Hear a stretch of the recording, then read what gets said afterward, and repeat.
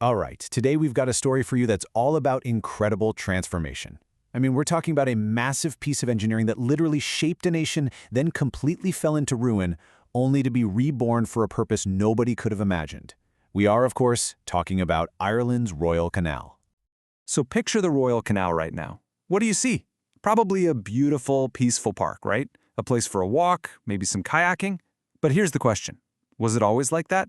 Or was it once something else entirely? Something powerful?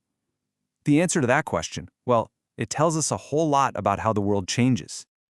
Okay, first up, an industrial superhighway. To really get what the canal is today, we have to go way back. We're talking the late 1700s, a time when, believe me, the world moved at a totally different speed. You know, it's kind of hard for us to imagine, but back in the 1700s, moving stuff over land was an absolute nightmare. The roads, they weren't roads, they were muddy tracks. It was slow, it was dangerous, so when canals came along, they were a complete game changer. This was the high-tech of the day. Think of them as the brand new superhighways, a totally revolutionary way to just glide huge amounts of heavy goods from one place to another. So, why this canal? What was the big idea? Well, there were a few things going on. The main goal was huge. Connect Dublin all the way to the River Shannon. Basically, create a watery highway right across the country. This meant you could move essential stuff, food, timber, you name it, super cheaply. And if goods are moving, towns and farms along the route start to thrive. And let's be honest, there was a bit of a rivalry. The Grand Canal was already being built down south, and the folks in the north were like, hey, we need one of those too. And just like that, it was official.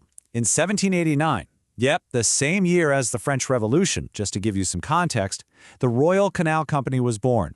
And with it, this incredibly ambitious 146-kilometer project kicked off for real.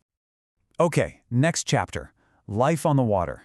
This is the canal's golden age. Because once the digging started, this thing really came to life. For the next few decades, it wasn't just a big ditch being dug. It became a vibrant, bustling lifeline for the whole country. So just try to picture it. These long, slow barges being pulled by horses just plodding along the towpath. What was inside? Pretty much everything the country ran on. You had turf to heat people's homes, grain to feed Dublin, stone for new buildings, coal, iron, all of it heading for the city markets. This canal was, no joke, the beating heart of the Irish economy. But it was so much more than just cargo. This was a revolution for people. I mean, think about it. Before the canal, traveling a long way was basically impossible for most folks. It was too expensive, too hard. Then, all of a sudden, you've got these passenger boats, a cheap, reliable way for ordinary people to get around. It was one of the very first forms of mass transit, and it changed everything. And what's really cool is how the canal created its own whole economic ecosystem. Towns along the route like Maynooth and Mullingar just exploded. You had mills, warehouses, inns, all popping up along the banks to support this constant flow of traffic.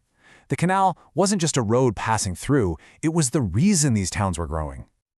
Okay, so now for the next part, the end of the line. Because, as always happens with technology, there's always something new on the horizon. And the next big thing, well, for the Royal Canal, it was going to spell disaster. And that new rival? The railway. Powered by the steam engine, it was a true canal killer.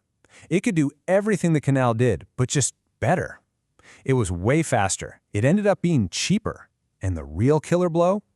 It could run in any weather. Canals freeze in the winter. Trains don't. And the fall was shockingly quick. I mean, the railways show up in the 1840s, and almost overnight, the traffic on the canal just evaporates. By the late 1800s, it's a ghost town. No more passenger boats, barely any cargo barges, and then, in 1961, the final nail in the coffin. The Royal Canal is officially closed. So that amazing industrial superhighway, it was now just derelict, totally abandoned. It got overgrown with weeds, forgotten by everyone. Those locks and towpaths that were once these shining symbols of progress, now they were just crumbling away. And honestly, it really did look like that was the end of the story. But it wasn't the end. Now we get to the comeback story, a new lease on life. Because in the later part of the 20th century, a totally new chapter began. This one's all about recovery, community, and finding a purpose nobody ever saw coming. And what's amazing is that this wasn't some big government project. Not at first anyway. No, this was driven by regular people. passionate local communities and volunteers who looked at this forgotten, overgrown ditch and saw something special. They were the ones who started the backbreaking work of clearing it all out, fixing the locks, and literally pulling the canal back from the dead.